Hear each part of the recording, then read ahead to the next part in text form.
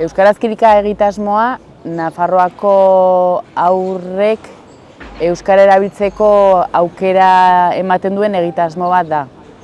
Euskararen erabilera bultzatzeko eskolatik kanpo edo aisialdian. Pandemiaren testuinguruan sortu zen, momentu batean eta pandemia heldu zenean, aisialdian euskaraz aritzeko aukerarik haur askok, haur gehienek, eskolatik aparte, ez zuten aukerarik euskaraz aritzeko aisialdian, eta hutsune hori betetzera dator egitasmo hau. Ikusi genuelako guraso euskaldunak ez zuten aurrek ari zirela aukera hori galtzen, eta ari zirela ere somatzen ari zela hizkuntza arrakala bat sortzen ari zela. Eta horri aurre egiteko edo, pentsatu genuen aisialdian ezin baginen elkartu, birtualki elkartzea posible zela, eta orduan sortu genuen egitasmo hau. Azken finean da, bideo-txataren bidez, Nafarroako haur desberdinak harremanetan jartzea eta jolasaren bitartez euskararen erabilera bultzatzea.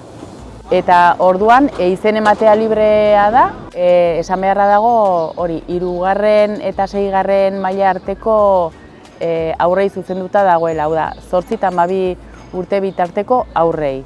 Izena eman ondoren guk taldea sortzen ditugu, eta begiraleek badute jada beraien programazioa 8 saiotarako, eta 8 saio horietan proposamen desberdinak eta jolas desberdinak partekatzen dituzte bideo-txat horretan, eta jolasteari ekiten diote 40 minutuz.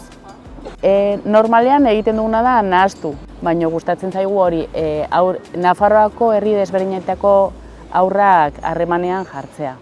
Helburu nagusia da aurrei hitz egin araztea, eta orduan begiraleen papera gehiago da elkarrizketak sortaraztea, haien arteko elkarrizketak. Nola? Jolas eta proposamen edo erronken bidez. Hau 2. urtea da, hori indarrean dagoena, eta lehenengo urtean 450 haur inguru hartu zuen parte, eta dagoeneko 4. txanda hau amaitzen denean, 450 piko haurrek hartuko du parte. Parte hartze oso handia da, zergatik batez ere, uste du garrantzitsua dela esatea, doako ekintza delako, eta doako ekintza da Nafarroako gobernuak eta adindaiak sinatutako hitzarmen bati esker. Orduan, doain eskaintzen da, eta ereduko edozein haurrek hartu aldu parte. Hori, baldintza nagusia da, euskaraz jakitea, harreman euskaraz egin ahal izateko.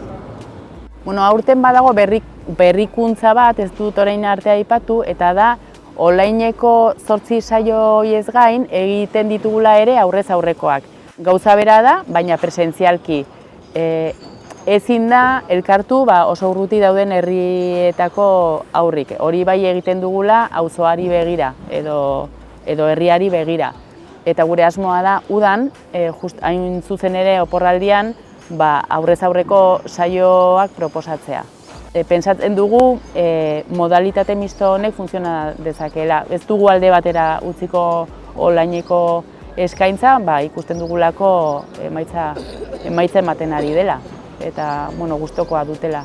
Talde piloto bat egin nahi dugu urtea amaitu aurretik, baita ere iparraldeko eta EAEko aurrekin. Saiakera egin dugu, momentuz ez da atera, baina nahiko genuke Euskal Herriko aurre euskaldunen arteko topaketa hori gauzatzea euskarazkirikaren bidez. Hurrengo erronka hori izan daiteke.